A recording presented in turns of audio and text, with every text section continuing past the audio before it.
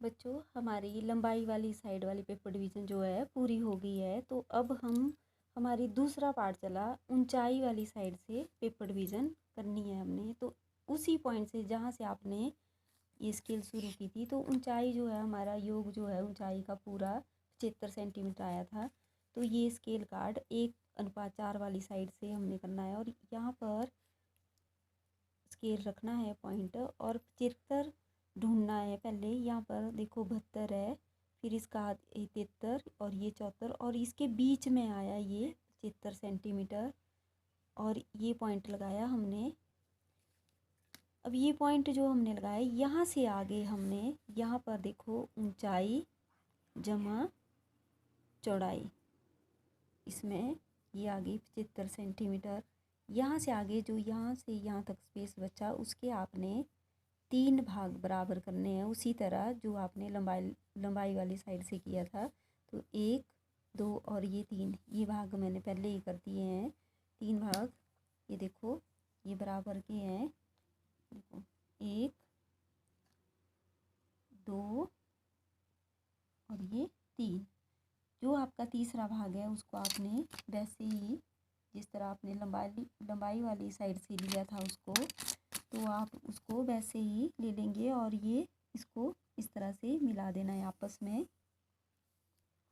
और पहला भाग यहाँ पर लेना है, यहाँ पर पहला भाग उसी तरह ये पॉइंट यहाँ पर और दोनों तरफ, तभी आपकी लाइन जो है सीधी आएगी।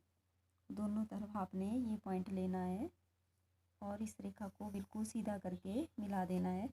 उसके बाद अब इसकी जो अपनी लंबाई ऊंचाई है, जो ऊंचाई है वो है 45 सेंटीमीटर। तो आपने इस भाग से आगे जो आपने पहला भाग दिया है उस भाग से आगे उस पॉइंट से आगे आपने इसको 45 सेंटीमीटर लेना है।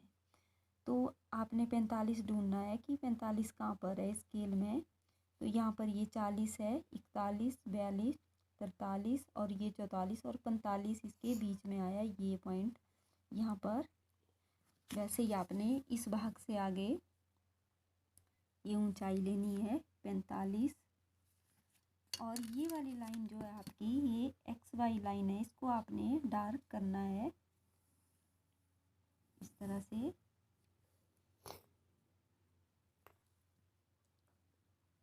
और इसका नाम रखना है XY। और आपका तीसरा भाग जो आपने लिया हुआ था उसके आगे उसी तरह आपने ऊपर को फिर चौड़ाई लेनी है, जो आपने चौड़ाई ली हुई थी।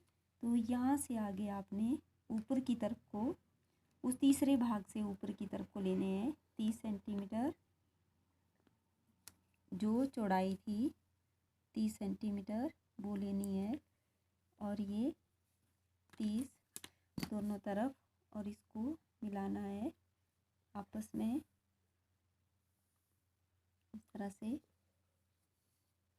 और ये आपका ये वर्ग की चारों भुजाएं जो हैं बराबर होती हैं और ये वर्ग आपका बिल्कुल सही बनना चाहिए, तभी आपकी पेपर डिवीज़न जो है बिल्कुल सही आएगी।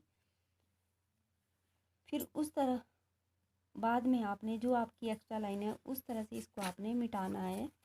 ये देखो ये आपकी ऐसे ये पेपर डिवीज़न तैयार हो जाएगी। फिर आपकी पैमाइश जो आपकी ऊंचाई थी वो आपने यहाँ से यहाँ तक ये लिखनी है, पूरी जहाँ तक ऊंचाई है वहाँ तक लिखनी है।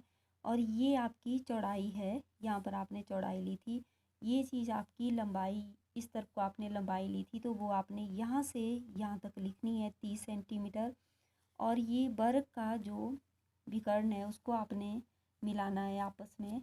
फिर जो आपकी पैमाइश यहाँ पर आपने लिखी हुई थी वो सारी आपने इधर लिखनी है। लंबाई 30 सेंटीमीटर, चौड़ाई 30 सेंटीमीटर, ऊंचाई 30, लंबाई जमा चौड़ाई योग फिर जितना 60 सेंटीमीटर है उसी तरह ऊंचाई जमा चौड़ाई योग। पैमाना लिखना है, पैमाना दिया था आपके पास 1:4 सेंटीमीटर और M था 3। और उसके बाद आपने यहाँ पर स्केल बनाना है, 2 लाइनें लेनी है। स्केल भी उसी तरह बनाना है जिस तरह से आपका स्केल है। जैसे ये देखो 4 पॉइंट हैं तो आपने यहाँ पर 4 ही 1, 2, 3, 4 पॉइंट 4 पर आपने 4 ही लिखना है। उसके बाद 8 वाली लाइन पूरी है तो फिर 8 वाली लाइन को आपने पूरा करना है। फिर 4, 8 और 12 का। फिर आपने उसके बाद एलिवेशन में एक बराबर लाइन हल्की हल्की लगानी है, और फिर एलिवेशन, साइड, प्लान और ये प्रोजेक्शन।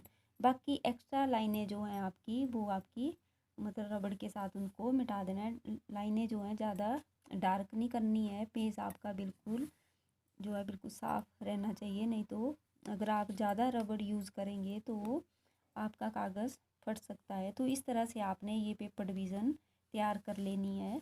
इस वीडियो को देखकर तो आपकी पेपर डिवीज़न जो है तैयार हो गई है।